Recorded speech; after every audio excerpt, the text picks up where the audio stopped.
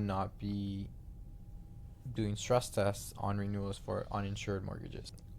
Before that rule change, if you wanted to switch lenders, let's say you came to your bank for a renewal, they were offering you this rate, but then you wanted to switch to another lender, You want to shop around.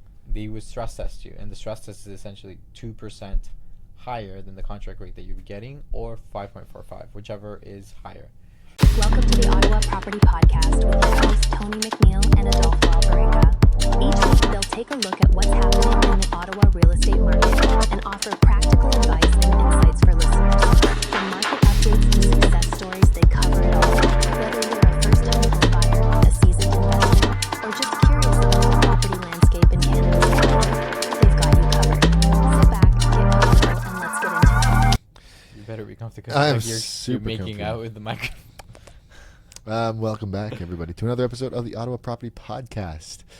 My name is Tony McNeil. I am a realtor based out of Ottawa, Canada, joined always by, I'm slowing down for you, joined always by my co-host, Adolfo Alvarenga, a level 2 mortgage agent with Referral Mortgages. If you don't know, each week we'll kind of talk about what's going on in the market, maybe from a national perspective and definitely from a local perspective. Try to give you guys as much education as possible about what's going on in the world, and that's what's up, man. If you're following on the audio platforms, be sure to give us a like, drop a comment, let us know that you're listening, or give us a topic you might want us to talk about. Adolfo, what is up? What is up? Happy Friday. Happy Friday, man. Made it. We made it through the week. Another week. We did it. We did it. We should get stars for it, you know. I don't know. I feel like I was I'm a little slow today. Well, yeah. We could say, what was it? You were concerned about the name? I think you got it confused a few seconds ago. Yeah, I barely remember the name of this podcast. A bit of a later night than usual for a Thursday night on a school night. We went to the Senators game, and we just went with a couple of friends. It wasn't anything important. It wasn't anything crazy, but the 11:30 versus 10 p.m. Oh my gosh. Yeah, it makes a difference. It does. 6 o'clock when the alarm went off. Wasn't a good time. Yeah, I can kind of relate. I didn't have the best of sleep last night, so I'm somewhat slow. But we made it. We're here. We are, and we're here to talk about definitely not our days, but Well, what maybe are they we want to talking know. People might want to know. about? You never know. We're They having might be coffee, curious. guys. We're gonna catch up. It's gonna be fun. It's gonna be good. Yeah, no, I think we can jump right in. I think the biggest thing that I'm getting questions about, even though it's a little bit more of your expertise, is interest rates. It seems like that's all anybody wants to talk about. Buyers and sellers, obviously a little bit more on the buyer side, anyone who needs to buy a property. Sellers, really. I'm surprised sellers. I'll tell you what, I had a conversation with a couple of sellers I'm working with, and that was their question was, do we anticipate an uptick in showings after a rate announcement next week? So that was their question. That's an interesting subject for it. Yeah. So I mean, it's a fair question for them, and it's just, you can't promise that, like, without a crystal ball. I can't say for sure. But to the original point here, it's what everyone's asking me. What do you think? What's going to happen? And like, what does that mean for the market? Like, we're in a couple weeks time, it's going to be November, man, and there's a very small window of like the amount of deals that will get done between that and then. I know what it's like when December rolls around. Like, the taps get shut off. There's still people that'll buy and sell, but it's historically never a great month for sellers, especially. Buyers might get a good deal if they're still actively looking, but anyway, what do you think? What's going on? We don't know. That's a big if. I'll be completely honest. Like, we don't really know. Like, 2 weeks ago, rates were going up. Last week, this week, rates are slowly coming down. They were going down, then they stayed. Then they were going up, and then they started going up. And then they were like, no cut, maybe like cut, big cut. I'm hearing everything. Lender or institution, we get several emails throughout the week, and a lot of them it's promotional emails from certain financial institutions, where they say like, oh, these are our rates, these are our promo rates. Like, last week, all those promos were kind of cut. Interesting. At the beginning of the week. But then now we're getting back new emails. 4 days later. So that would have been the Tuesday. So yeah. So like, call it last week later. before Thanksgiving, and now it's like kind of again. So like, it's like the market's doing this up and down game that we don't really know. And we had this discussion just off air, but it was like, what do we think is going to happen on the rate announcement? Like, some institutions and some financial experts are basically saying a 0.5 of a cut. Some are saying 0.25. And these are the same people who are saying like, it might just hold last week, right? Exactly. So it's I love it. it's you never know. That's You the thing. don't. It's you like know. and like I've had clients who like they ask me like, oh, what do you think is the best solution? And I'm like, look, it's whatever fits your budget at this point. Mm. Because if you're hoping that the rates will come down, it may or may not happen. It's big chances they will, just at what speed. But right now we don't know. Like the variable rate, like is almost what 1% higher than what almost 1.5 almost higher than what like somewhat fixed rates are. Yeah. But they're saying that there might be 2.5s in December 11th and Yeah. then January Yeah. of next year. This So is that's a crazy. full percent drop. So In 2 months, right? And that's not including if we see something next Wednesday. exactly. So the question is, how do you make a decision? Yeah, and I will Yeah. say, like, to anyone listening, like, these are not just keyboard warriors on the internet predicting these cuts. Like, these are credible people. Like, it's the They're they're experts. the chief. They get paid for this. Exactly. You got the big bank. CIBC was the bank quoted in this article that we were reading about these two massive quote unquote massive cuts coming down the pipe. So, at the end of the day, I do think it's, and I try to explain it to clients. Again, not necessarily my area of expertise, but it's so hard for even the highest level professionals in the financial sector to make these forecasts. Like, we're talking about January, February cuts, January and December cuts, and man, you don't even know what's going to happen next Wednesday because so much can change. We're like, I really look at this, and correct me if I'm wrong, but we're looking at it's like a bi-weekly cycle. It's hard even bi-weekly. It's hard to say. It's like a week to week. Yeah, to some crazy, extent. man. Like it's because the market gets influenced by so many things. Like, okay, inflation's at 1.7%. You know, that's what the announcement came out this week. Yeah. It all points to next week is going to be a rate drop. Yep. All pointing in that direction. A week and a half ago, the U.S. numbers came out in terms of unemployment, and that made everything halt and go slightly up. Yeah, and then So- fixed rates reacted and actually went up that week. Exactly. Correct? Yeah. So then the question is, everything in the south of our border is also affecting us because it affects the market, because Mhm. indirectly we get affected, and then what happens within us also gets affected. So these experts that you mentioned are the same experts that in 2022 said that oh, we don't foresee any rate increases coming up, Yeah, or no, you know. no. Everyone to be comfortable for the next couple of years. Exactly. We just don't know. And what does that tell you is that we don't know. Like, easy example, I had a call 2 days ago, client that last year decided to go on a 2-year because he was estimating that the rates were going to drop quickly. Well, yeah, You know? it's great. But he's asking me already within a year time frame, his 2-year rate is too high right now, and that he would like to see if there's the option of breaking it to go into something else at a lower rate right now. Interesting. So what But would the then- penalties be on a 2-year like that if you're breaking halfway through? You're breaking. It's still most likely once you do the math. He'll the, win on the end. The bank will still no. It's just Okay. you have to check. You have to calculate what your interest rate differential penalty would be. Okay. Because it's less time left. Obviously, it'd be less than it was if you had like 2-3 years Sure, more. yeah. But it's still essentially a good amount of money.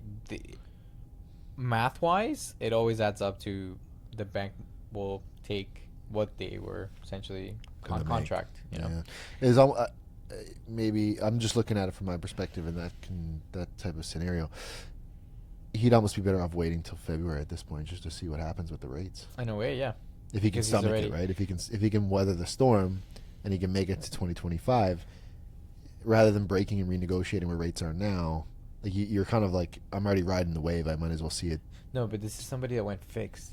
Yeah, on I a understand. 2-year, But yeah. he wants to break Yeah, now yeah, and now. re-sign now. Yeah. But the fix could still be lower in 2025 based on the way things are trending. But then the ironic, like the interesting part about this is that this was a client that literally, I think I sent him like 5 different scenarios before he bought of what rate we would choose, the 20%, if to go less than that, to go fixed 3-year, to go fixed 2-year, to go fixed 1 year, to go variable. Like it was a very elaborate decision making of it, and he decided to go on a 2 year because of what was going on in that time. And I think he bought last year, it was at 6.5 if I'm not mistaken, on a 2 year fix, which is a lot higher than what we're getting right now. Yeah, So it's yeah. almost 2% of a difference. Wow. So it tells you how the market shifted to an extent, but also how we don't really know it. And I'm just telling clients, I'm like, what fits your budget and what's comfortable for you in this moment? Because like, we always want to win. We always want to win. We always want to see like, oh, we're paying the less rate possible. But you can't always win everything, like we have to give somewhere. There's give and take in all this. Exactly. Yeah, and that's a very good point. Like, and same thing with the interest rates. So we talked about it last episode about rate being the most important thing, or what does that flexibility mean to you, or like especially when you can't predict a forecast within a couple of weeks, let alone a couple of years. Yeah. In regards to the cut coming, everyone, like I said, my sellers are saying, will there be activity?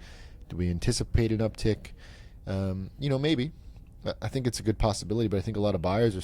The issue becomes, if I'm a buyer and I'm waiting, like, I'm waiting for a rate to come down so I can lock into something I'm more comfortable with, right? Yeah. Everyone wants a deal because money's tight, man. Yep. I Like, agree. everything's expensive. So the issue becomes, I'm waiting for the rate to come down. What does it mean for the pricing? And that's the other thing too, right? Like, rates and pricing usually has an inverse effect. One goes down, one goes up, and vice versa, right? I don't think our market can handle another crazy kind of spike like we saw in 2021 and 2022. I think we'll have a pretty steady, I think a slow burn On prices increasing. Hopefully, I really hope it's the case, because like. Well, what is the breaking point, right? What do you say, like, to a first-time home buyer, a new Canadian? If in 15 years from now, what would be the average price in Ottawa? That'd be a fun exercise we should do for that for next episode. We should look at like a very conservative price increase. Like, if it was like 3 to 5% every year for the next 15 years, what would be the average price? But the question is, why? Like, think about it back in 2010, the prices then compared to now, and I can say 2010 just because that was when we bought one of our first properties. That property probably doubled in value. Sure. And that's what, 14 years. That most likely will be the case. The question that's important is, will the salaries and incomes increase? I don't think it's possible. So But who buys the houses then? Exactly. So where do we go from Where's there? the ceiling? Where's the ceiling? And then, okay, in terms of budgeting and stuff, where does the incomes and salaries match? Like, and what we're seeing a lot of, and I think we see this in Toronto and Vancouver, I've heard about this a lot more, is that you have essentially two families that decide to buy a property together because their combined household incomes between the two households is what gets them that house. Yeah, I've seen that before in the news. Yeah. But then there's so many other things that you have to take into consideration. It was like, okay, well, what if one party wants to leave? Of course. And the other one doesn't. You can't buy them out. You can't afford it, or you've got to sell. Like, yeah, it could be a nightmare. It could be a for nightmare, sure. but that's to the extreme that some cases we're seeing. So it's hard to predict. My opinion is, if you can get into the market and you can afford the monthly payments, it's within your budget. Like, it's a healthy asset to have. It's your own home. Yeah. Most likely the prices will increase. I know that you'll read so many things out there that probably says that the opposite. I'm a firm believer of it. Sure. But yeah, sure. It's hard to predict. We can't always say this is gonna happen, this is not gonna happen. We can't always say like, oh, we want to win on it all. Even for you guys, in terms of the sale and purchase transaction, like, the sellers want as much as they can get. The buyers want as much of a deal they can get. Yep. So what's the healthy medium? It's everyone's got to feel like they've won in some form, right? But should it be a win-win? That's what I'm saying. Everyone needs to. It has to be. Yeah. It's not always that case, but in my experience, it's a better overall kind of transaction that way. So what do you think? Predictions for Wednesday? I feel that you're the one who should do this because you've hit most of them. since we started recording these, some episodes that haven't aired because we were on trial and error. The vault and the you've vault, had 3 yeah. out of 3, technically speaking. So, Yeah, are you want me to going go for 4? first? Yeah, go 4 for 4. Okay, go. Let's It's not see. a perfect run, man. I feel like my gut is telling me 50 basis points. 50. 5-0. I'm going to say 0.25 Okay. just because I feel that they're going to try to be conservative about it just before the Christmas break. Like in terms I of think it's November. fair. Yeah. You know, That's a like- good point with being one of the busiest kind of spending periods of the year coming up. But that being said, the way that everything's trended down and the jobs are coming in lower and inflation's coming down, like how can they have to stimulate somehow? Oh, for sure. They have to stimulate spending, especially it's the season to an extent for it. But Well, and then you get all the renewal calls and so you get all the refinancing calls in the new year saying, I need to combine my credit card debt with my mortgage. which is usually what happens. Yeah, of sometimes. course. It's I mean, like- you get it. Everyone's... Not everybody. Like, I personally have a different perspective to this than normal. You would say the norm. If you can afford it, the house is there. It's gonna extend the debt. Hey, yeah, for sure. You know? It's a vehicle to live your life, right? And you're only here for a short time. Yeah, not a long obviously time. don't overdo it. But that's with everything. You Yeah. have wine. It's like if you drink the whole bottle, that's a different story. It's meant to be enjoyed. Hey, that's true. Just depends on what capacity. Yeah, fair. Okay, so that's it. I mean, next week we'll chat more about it because we'll have an episode after that, the day Yeah. after, and we're gonna chat about what it means and where we think it's gonna go. But yeah, that's kind of on the forefront of every conversation I've been having. Where the rates are going. I feel that would be the forefront of conversation throughout the next few months. Agreed. Especially once the Bank of Canada started to drop rates. I feel that's what's going to be the conversation. That's the conversation we have with Yeah. every purchaser right But now. you're walking the thin line, right? If everyone's waiting and waiting and waiting, when do you pull the trigger on something and just say, okay, now is the right time? So I think it's tough, right? Like everyone always wants the best deal possible, but at some point you just got to dive in and get it done. It's So, interesting because after every rate announcement, we always get calls. It's like, what do I qualify for now? What do I qualify for now? What's my monthly payment now? Which yeah, is a good it's thing fair, to do, to be for on top sure. of it. But then it's like, okay, we'll wait. one more cut. So at what One more point, cut. like you said, at what point is the I don't know. I ceiling? still At think what point is it like, okay, are you comfortable enough to say, let's go at it? I think we're still in the market. The market's still kind of at a standstill where people are just kind of like we're in a standoff where buyers and sellers are just waiting for someone to pull the trigger. Are sellers coming down or are buyers getting in because they can afford to now based on interest rates? So it will be a very interesting finish to the year, and I think it's going to be a really interesting start to 2025 if those predictions from the big banks are true. Do you think that if that happens, we're gonna see what happens? I think inventory's still low. I think home prices will certainly, go up because of that. I just don't like if everyone comes back at the same time because in 4 months from now we are a whole 1.5 different than where we are now. Like that would put the Bank of Canada overnight lending rate at like 3% or something. We're at 4.5, right? Yeah, so it'd be at 3%. Like what's the variable then? It'll probably be lower than most of the fix at that point. The thing is, the fix will most likely react to the market and still keep going down. Yeah, that's so hard to say. I That's- love talking about it. We don't know, guys. Thanks for listening. We don't know. Let's jump onto something else because we feel like we can chase our tails with that all day. Stress test update on renewals. This is really interesting. You saw the announcement too. Yeah.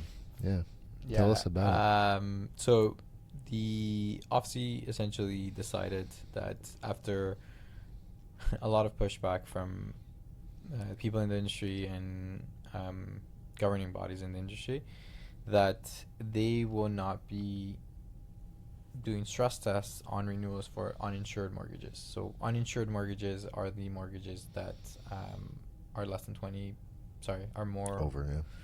are It's more okay, or man. less than It's Friday. 80% Hang in down. there. Let's do it that way. Or less than 80% of your value at the time of the purchase. So before that rule change, if you wanted to switch lenders, let's say you came to your bank for a renewal, they were offering you this rate, but then you wanted to switch to another lender. You want to shop around. Yeah, or shop around. That they renewed you at they would stress test you, and the stress test is essentially 2% higher than the contract rate that you'd be getting, or 5.45, whichever is higher. At this moment, everything's over. I'm sorry, 525. Everything's over 525. Right? Okay. Just because one of the lowest rates is like, even if it's 399, the rate's still 599.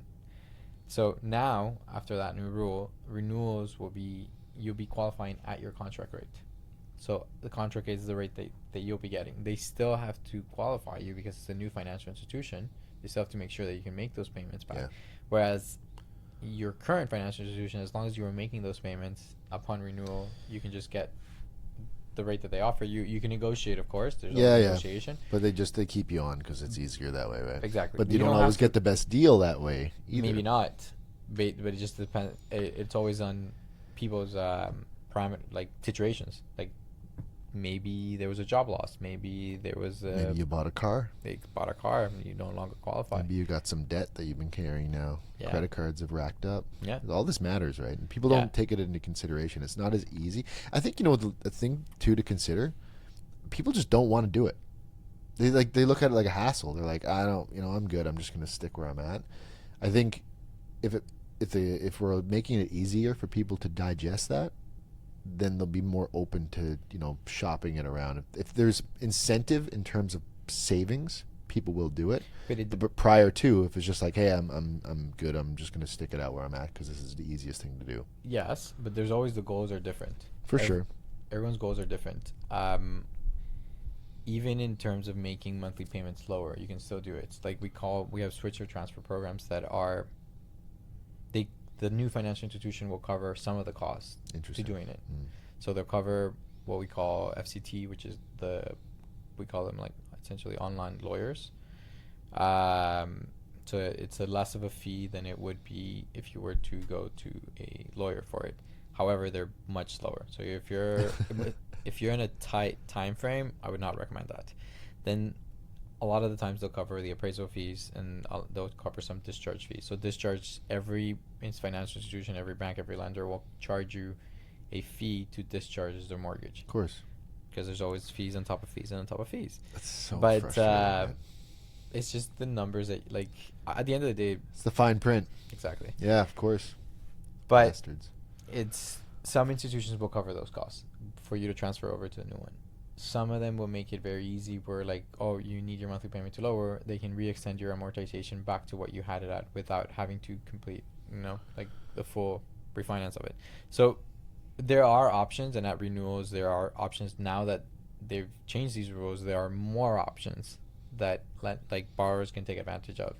And that's one of the strategies that I feel would be very important, because a few years ago, that was hard for some to come out of the rate that were very low, of course, and then have to go to what the rate, especially this year, to rates that are much higher than what they do. It's almost 2 to 3% higher than what they were buying at. And then without competition, yeah, you're stuck with it, right? And it's like, here's your rate, and they're like, oh, can you do any better? And like, maybe a bit better, but not much.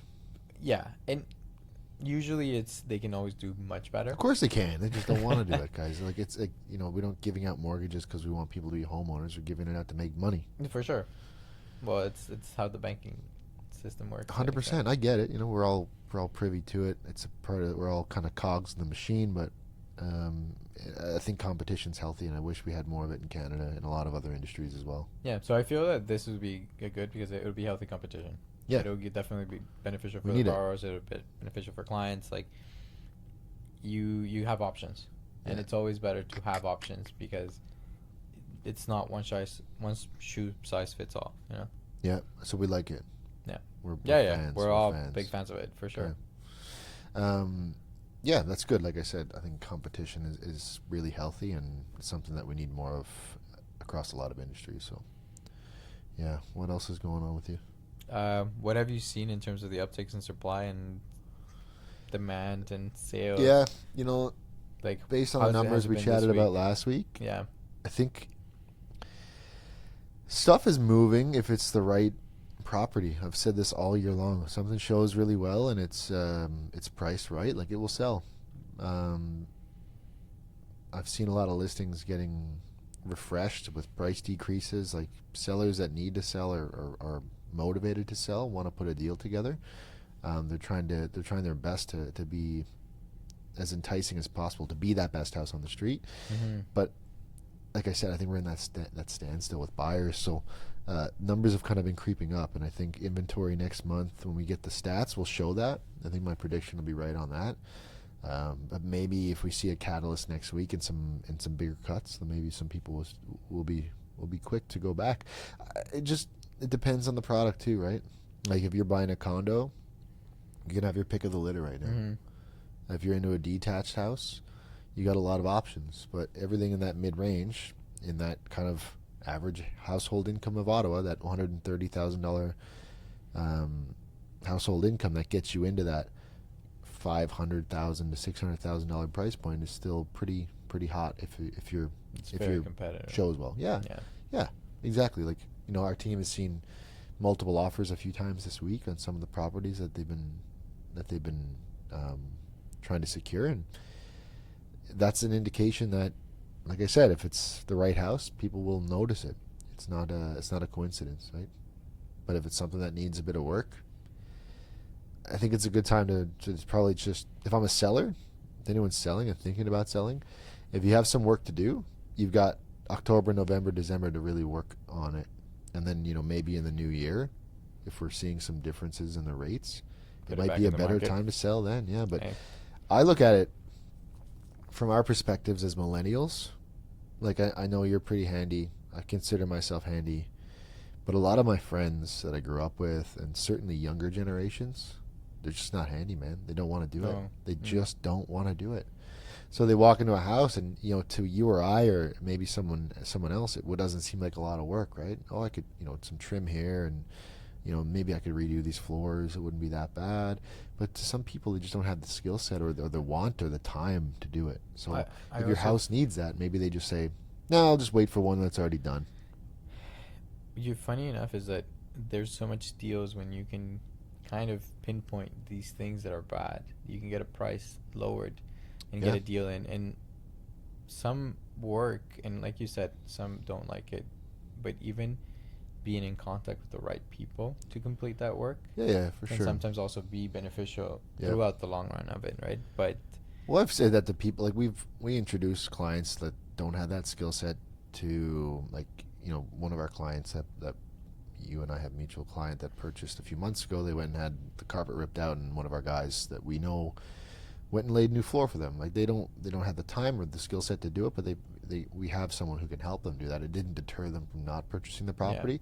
But people that don't have that Rolodex of contacts, like, maybe they just don't want to deal with it, right? Yeah, it's important. The more people the better it is, especially in this industry with that, because like you never know. Well, and the thing is too, right? Like, pricing from like finished to needs a bit of work is not a gigantic gap if it's just like minor cosmetic stuff. So if someone's approved for 600, let's say hypothetically, and a house at 580 is perfect, and one at 550 needs a bit of work, like, they're willing to spend the 30 grand not to do it themselves, right? So if you're at the 550 price point trying to sell, maybe you invest a little bit more into the property to get it up to where it needs to be, and you might have a quicker sale, and maybe quicker and higher sale too. Yeah, well, exactly, right? These are all things you get pretty good returns on, and something that we coach our clients on as well. We have conversations about, should I do this? Should I do that? Nah, I wouldn't worry about that if you're going to sell this, because it's not going to make or break it, or you won't see the type of return on the investment that you would if you did this renovation instead. Like, things like countertops and kitchens and that type of thing are really good ROIs. Paint is a really good ROI. And, someone said to me, like, should I scrape the popcorn ceiling? And I said, you know what? I understand. Like, some people just detest popcorn ceilings. It is what it is. But it hides imperfections, though. Yeah, it's a cheap way for builders to finish the product, right? Like, it's a lot more expensive for them to do a flat ceiling. But in regards to a sale price, if you had a flat versus a popcorn, unless a buyer's being extra particular that they absolutely hate it, it's probably not going to be a giant ROI, because if you're going to pay someone to do that, we're talking thousands of bucks now. because like you said, you're hiding imperfection. So to get that perfect, there's an art to it, man. Oh yeah, man. Like I ran with a drywall crew for a long time, and I only ever did the board. I hated the taping. I hated the mudding. Like I just don't have. I guess I don't have the patience for it. Honestly, I don't have the. You and me both. It's getting me anxious thinking about it. I just don't have I can't sit there and just okay, the perfect sand and the sanding, the dust. Oh my god. It's the worst. Anyway, I don't want to get sidetracked. My respects to the people who work in 100%. Yeah, like that's one of the things that I've tackled it on before. I'm not doing that again. Yeah, but like back to the point, those are conversations we have just to try to coach our clients on getting the most bang for their buck in terms of that. And like I said, if you're dealing with a younger generation that is not as handy or just doesn't have the need, like they'd rather spend their money elsewhere, and if it means spending it and having it done and they can just unpack their bags, I think 9 times out of 10 people are taking that nowadays. So get sellers to put the work in so that they sell more quicker. I just think so, right? And it's less things for someone like some of the feedback I've gotten on some listings over the last few months has been like really particular feedback that I have not seen in like since before the pandemic. Like very, very like even things you can't change. Like feedback from like the buyers. The buyers, yes, okay. Right. Things like we didn't like the grading of the property. Oh wow. Which is I thought was it's like you can't change it. It is what it is. But so someone's driving up and they say, "Oh, I don't like and it's not like it's a very steep driveway. Anyway, just very, very, very kind of particular. Everything's specific. under a big microscope. But like, when does that, if interest rates do come down, do those priorities shift, and then it's a little bit more of a incentive or a pressure or a motivation to get a deal done quickly, and you kind of overlook those things. I think that buyers should always have options and should always have, like in a way, choices, right? If prices start going up, all this demand starts heating up, you remove those choices, and then it becomes like, let's just get in. The must and the musts and Correct. the wants become very separate things, right? Correct. Yeah. So that's where it's in every buyer that's on the fence is like, look, if it fits your budget, if it's something you like, can we live with it? Can you live with it? Can you repair it down the line? Especially if you get it at a way lower price point. Like if you're getting that home for $600 instead of $630, that's an extra $30K that you can put into anything you like. And having done renovations and work, like that $30K can make a new kitchen. Sure. Very nice new kitchen. Yeah. A new kitchen and bath, depending how much you end up using. But like, it's within the budget, right, of it. And we have products even in the mortgage industry. It's called Purchase Plus Improvements, which they allow us to, you purchase the property and then any improvements that you wanted to do, as long as you qualify for them, based on your income, you get those funds afterwards to complete that work. So right, and I think that's the caveat to that one too, that everyone should be aware of. Like, you need to have the cash in the bank to fund the renovation yourself, and then get reimbursed for it after. You could take it out of line of credit, they allow you to do that as long as the work gets completed, because they have to see you first, the work completed, and then they pay you back for it.